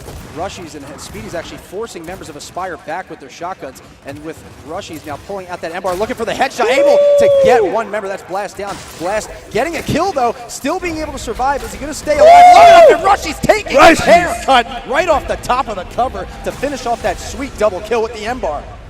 Yeah, I mentioned this before. You know, if you're Aspire, you're a new team, you win map number 1, you have all the momentum. You lose map number 2, but, you know, what is that going to map number 3? You know, you're already down 4-1. Change it up. You got to think that's deflating, though. You got to change it up. Exactly. No. Change it up. I want a boom shot thrown somewhere. Change it up where you're not fighting up top because you're not winning that fight at all. I mean, I said it from the beginning of Mortal Spawn. I mean, once they blocked off the double Botox spot where Idems would have eventually had it placed, I mean, you give the advantage to Ghost Gaming. You gave them the boom shot on Foundation, and now, I mean, look but at they're this. just not playing their numbers right now. No, and not at all. that's shaking my head frustrating right for there at me. that I'm one. getting kind of frustrated up here. I mean, it's hard to because I play. want to see a number fight. Like, just you can see exactly what they're doing every round. Like, I just want everybody to understand. If you see a team doing the same exact damn thing every round, put an extra body there and win it, and then rotate. It's really not that. There we hard. go. Three in control tower. This is what we need to see. They have to take advantage of this scenario. God plays Blast, and who's the third? Hey, dude, might be Flash. I know Flash nades does might play be middle, coming and up there. Active Sleepy's plays got middle it. as well. This is where you have to be aggressive and take advantage of your numbers. Yep, Sleepy Time able to get one on Rep Solid, so it looks like it's slowed down just a little bit. Rushy's ill-advised usage of that M bar right there. You know Look at there's how still a fight smart going they're on. playing this. Okay, that could happen. Speedy can't get away, but you know they use their angles and their distance. They traded They 1 just- for 2. All right, they won the I top. like that. I like it. That's the But beginning. this is what's happening now. The trip cap's coming in. Hope they do have enough time to rotate and decap this, and now they got to establish control. That took a little bit longer. They need to be a little bit faster and crisper with that number advantage, but I like this. This changes things up. If they can happen to pull out this round, I have hope for Aspire. Because now they put Ghost Game on their toes. I still would like to see that move shot there, but we're going to continue on with this game here at Blast. He's doing a smart move right here, backing up. He's not overstaying his welcome. He's not putting himself in a bad spot. His teammate gets 2 kills, and then Dash 23 push back up. It's a great setup right here for Aspire. Let's see if they can close out this round. Speedy getting a trade with Active, so that's good for them. But Ribs getting on Blast right there, and Blast is a huge part of Aspire's offense. So that was a big kill by Ribs right there, and Identiv's picking up yet another one. So Ghost Gaming actually fighting back. It's not too far, a 30-point lead, but Godplays taking out Ribs right there. Now also still threatening with that triple cap. God plays. Man, Don't he do is it not to gonna him. be Don't denied do it right to now. him. God plays. Takes out Identiv. That's what I like to see. I want to see Aspire take advantage right now of this situation. Take advantage of the numbers and go for this domination. This is the momentum boost that they will need if they win this round. Yeah, that fight really can set the entire tone for the rest of the match. It's basically, you're strafing to the point where you're spinning around in circles, cannot hit you, and you're able to pick up that kill when you're completely ready to go down. So you can see now, as they're trying to regain the position, at least at the center map, you have now Sleepy moving out to clean up 1 kill with that sniper on his back, just waiting for Flash to slide into the shotgun, and now moving over to the other side of the map, getting a better angle. And oh, it looks like he got surprised there as Godplays was ready for him on that flank, taking the sniper now out of the equation. But PR, what happened? I mean, it seemed like everything was going on Aspire's side. Map control, power weapons, numbers. What did they have to do at that last home cap? They just need to play damage control. You have the lead. You just play for your points at that point, because you gotta know in your head, Ghost Gaming has to make a push. So if you just set up, create some sort of a line, you know, I know there's the typical setups that normally people run. If you even do that there, then you have an opportunity to just win off points, and then you have an opportunity that even if you get slayed out for the most part, you could sneak back, you could sneak around and then get that last second sneak cap or prolong the game that way. But they just got slayed out on the home hill. They overstayed their welcome. 20-second respawns. You know, it took a little bit long up top to establish that 3v2 win, but they did win it. They had an opportunity to win the trip cap, and you know, Ribs had a clutch ass kill there. They definitely let it slip. They need to do a better job of closing out that round. And you can really capitalize on the awareness of your opponent when you have something in the center of the map like the frags. On that last round, Sleepy picked them up. I don't believe threw them up into the control room, but still picked up a kill with it. When you see them getting picked up, knowing they're right below the button, you're going to have to stay cautious, thinking that they're going to get thrown up pretty much right away and spread you back more towards your spawn. Why is Speedy all the way here? I mean, Sleepy on their side of the map. It's really in the game. They probably have one up top. You see Speedy's there with him, with Sleepy. You know, Rushy's, I do believe, might be somewhere. But yeah, right there on the top of his head, I see his big rig Dizzy. You win that up top fight so early on, and you win that middle fight just like you saw Sleepy's and Identivs do. You can put that pressure out, especially if Identivs cuts towards Ribs and wins B as well. You can do almost anything you want to them. I'm kind of upset right now. So Aspire, they learned to counter Ghost Gaming at the top. But if you look at the numbers and what's happening on the map, Sleepy is straight up abusing Rep Solid. That can happen. If you're Rep Solid, you have to take a step back and say, okay, we're in a 3v2, we're winning on this. I need to back up. I need to stay alive for my teammates to go ahead, rotate down and help me out. You can't put yourself in a situation where you get naded out, Lancer down, or just chunk at any given time. You have to stay alive long enough for your team to come down and help you out. Ghost Gaming were 1 round away from winning tiebreaker game.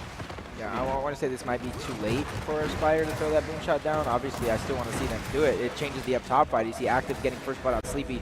Rushies, I do believe, is the up top player taking out God plays, but the number's still in favor of Aspire as Blast taking out the leader of the team in Speedy, and they're going to continue to rotate their numbers around. Rip's full red, but so is Active, so that might have been Rushies up top with Lancer, and that's exactly what I see right there, but the boom shot's still grabbable. I want to see them pick it up. You can't die to anybody. Get down to get revived.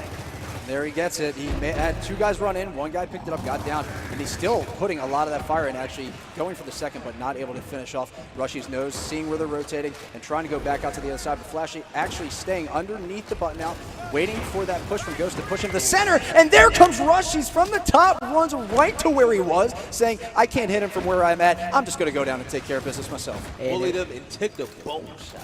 If I was franchise, you know, I see the emote in the chat saying that can't happen. That is something 100% that cannot happen. You have the boom shot, you have a chance to bring yourself back into the game, and you just completely throw it away as Rush is picking up 2 quick kills with that boom shot. Yeah, and it's just like, you know, if you're playing a football game, you need points off turnovers to win a game. Essentially, they turned over that boom shot right there, and they got points with it. They got downs, crucial kills right there near the incinerator to spread out this entire round. And right now, Aspire has their back completely against the wall with only a few seconds remaining, but Rep Solid luckily able to pick up a kill to delay this inevitability just a little bit longer for them. But it looks like now they're actually going to try and turn things around here with 3 members down of Ghost. This gives them now a little bit of breathing room.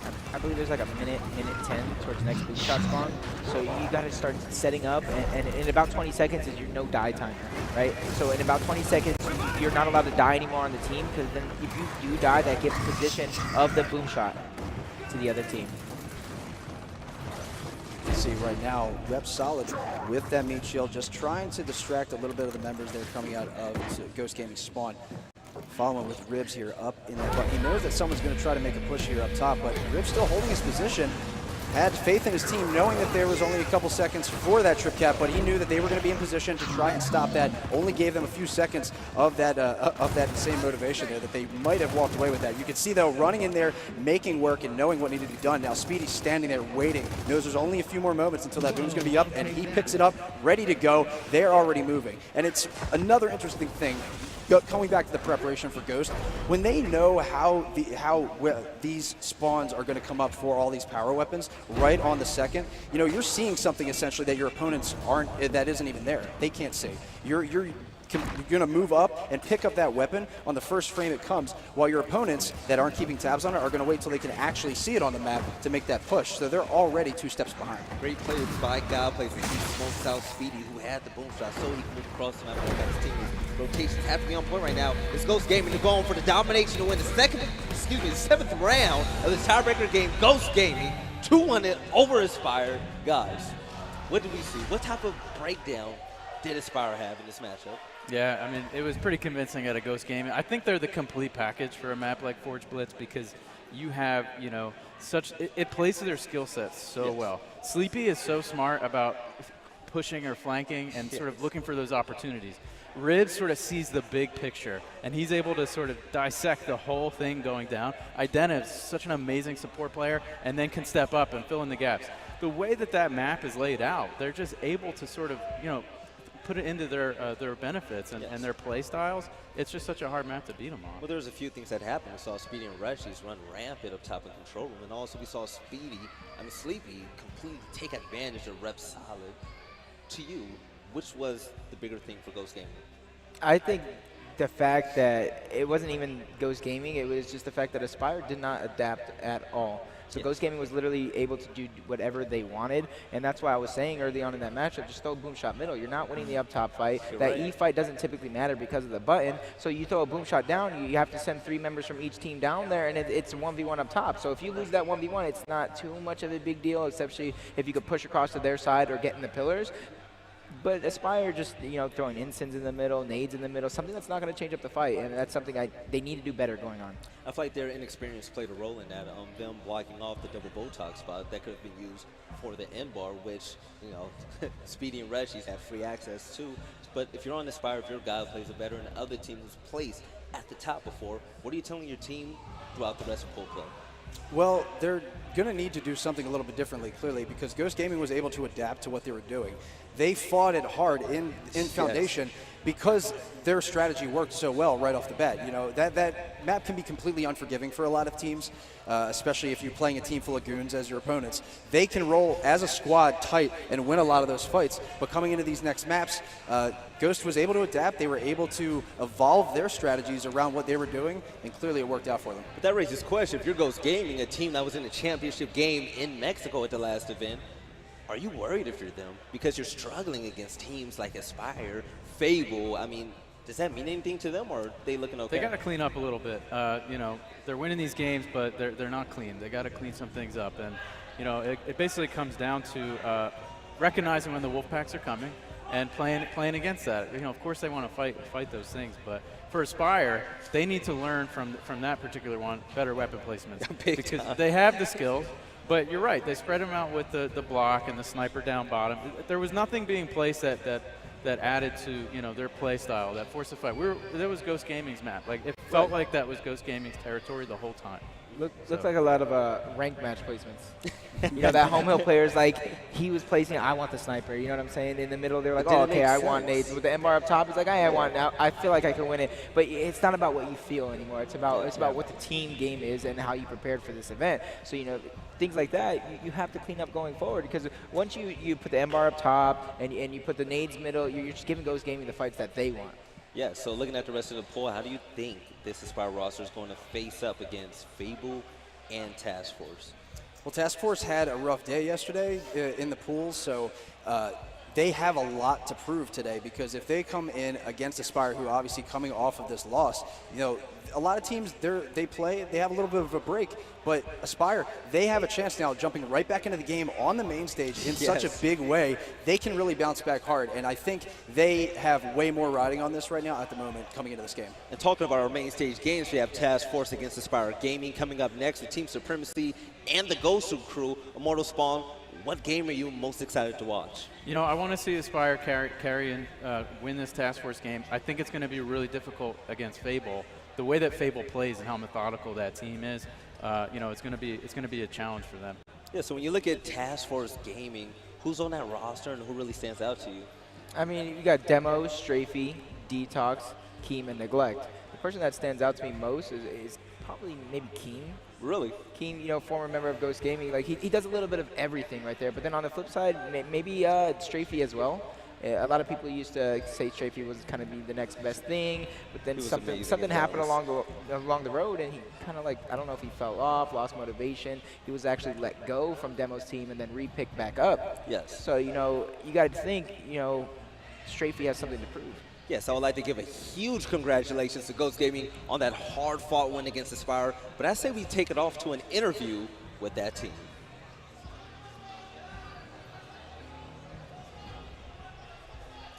Ladies and gentlemen, I am here live with Sleepy Time from Ghost Gaming. You just won map number 3. You got off to a slow start, but you came back and won it eventually.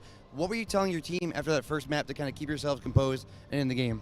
I mean, as you can see from yesterday, we faced Fable and we had like the same adversities. And then I told them, you know, it's one map, it's a series. You know, you have to beat us one more map to beat us, send us home, right? So all I told them is just stay composed. Don't worry about anything of the, trash talking wise or anything like that, and we're gonna win, no problem. Yeah. I mean, you guys have been a top 3 team for a long time, top 2 in Mexico City. What are you gonna do differently in this event to make sure you hoist that trophy now, finally, to be called champions? Honestly, everyone knows that we have the skill, the best skill in the game. It's just, sometimes we get a little negative, a little toxic, but if we clean that up, nobody could beat us. All right, anything you want to say to the Ghost Gaming faithful at home watching live? Everybody that support us, all my family and friends watching back home, I love you guys. All right, well, good luck to you. We're going to send it back over to Veli on the desk for our next lineup. Shout out to the leader of Ghost Gaming, Sleepy Time, one of the most consistent players in the game with huge double kills and triple kills throughout this whole tournament so far. But our next game coming up, Task Force Gaming against Aspire. Guys, what are your predictions for this? You know, if Aspire can clean up those weapon placements and play to their advantage, they can win this. Really? Okay. So do you feel like Demo and crew has a chance against this new Aspire roster? Yeah, I don't think that they're completely out of the equation here. They obviously, did have that slow start in the pool yesterday, but with them coming into this game against Aspire, they can also make use of how Aspire played in that game. They can learn things right away, and maybe since that game happened just right away, they're about to jump right back into another main stage match. They don't have enough time maybe to talk things over, change things up. You might see a lot of the same stuff. Hopefully that they're going to be mindful and change a lot of those things. Yes, with Task Force Gaming down 0-2 in their polls, how big is this win for their legacy for players such as Demo Bounce, Keem, Strafey, and Detox? This is huge. This is going to probably make or break their event, because if you lose this match, you go 0-3, you're 4th place in your poll, you got a big day ahead of you, right? And these players don't typically play all day on a Saturday. They're used to being in the winner's bracket. They're used to being in pool play. But, I just want to talk about the magnitude of this match. Oh, go ahead. Before this event online, Demo and God Plays were on the same team. They could not get along. And then they split ways, and now God Plays in a team with Aspire, who has a great showing so far. So I do think this is going to go in the favor of God Plays and Aspire, but I think this is going to be a huge grudge match for both teams. It's great input, PR. But, guys, we'll see you soon with the matchup between Task Force and Aspire coming soon after this short break.